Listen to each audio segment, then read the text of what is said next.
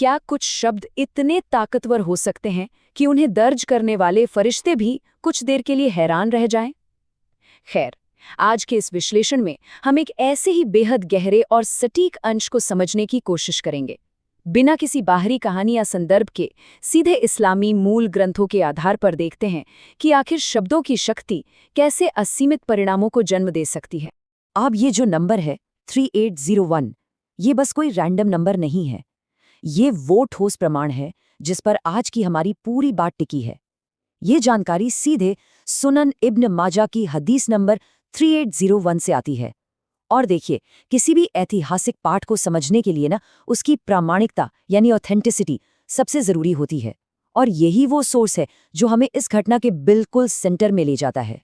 तो चलिए सबसे पहले हदीस 3801 के परिचय और इसके बैकग्राउंड को समझते हैं। टेक्स्ट बताता है कि इस घटना की शुरुआत कितनी सिंपल थी। यहाँ एक बंदे यानी एक आम सेवक का जिक्र है। उसने एक ऐसी दुआ पढ़ी जिसे टेक्स्ट में एक बहुत ही कीमती दुआ कहा गया है।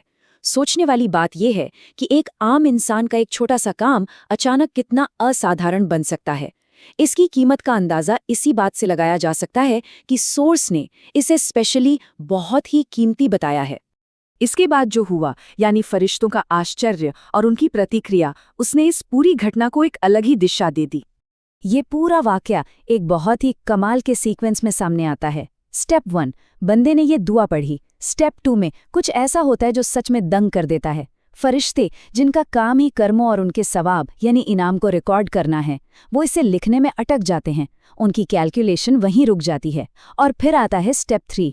ये असमर्थता सीधे ईश्वरीय हस्तक्षेप का कारण बनती है, जहां अल्लाह खुद इसका इनाम देने का वादा करते हैं। अब आते हैं इस घटना के सबसे बड़े और अजीम हिस्से पर, यानी अल्लाह का वो महान वादा। यहाँ जो कॉन्ट्रास्ट सामने आता है ना, वो वाकई बहुत गहरा है। एक तरफ फरिश्तों की लिमिट्स हैं कि वो इस सवाब को लिखने में पूरी तरह असमर्थ हैं, क्योंकि कुछ चीज़ें शायद इतनी विशाल होती हैं कि वो आम कैलकुलेशन से बिल्कुल बाहर हो जाती हैं। और दूसरी तरफ अल्लाह का वो महान वादा, जहाँ वो खुद इनाम देने की बात करते हैं। मतलब जब कोई कार्य फरिश्तों की कैपेसिटी को क्रॉस कर जाता है तो वो सीधे ईश्वरीय और असीमित दायरे में चला जाता है। तो अब सवाल ये उठता है कि आखिर वो कीमती दुआ थी क्या? यहाँ वो सटीक अरबी पाठ है, बिल्कुल वैसे ही जैसे ये सुनन इब्ने माजा की हदीस 3801 में दर्ज है। या रब्बी लकल हमदु कमा यनबगी लिजलाली वजहिका व अज़ीम सुल्तानिका। या रब्बी लकल हमदु कमा यनबगी लिजलाली वजहिका व अज़ीम सुल्तानिका।